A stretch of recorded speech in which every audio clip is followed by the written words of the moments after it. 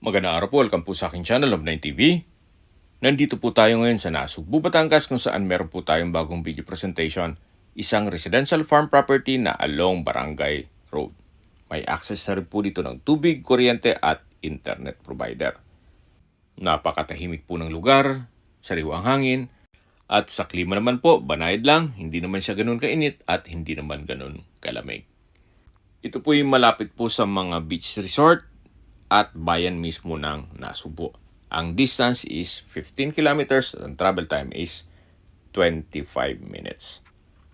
Tungkol naman po sa dokumento nito, ito po'y titulado o mother title. Marami po kayong pwedeng project dito. Pwede pong gawing housing o subdivision o isubdivide itong lote din i-resell. Binebenta po ito ni owner sa halagang 1,200 pesos per square meter.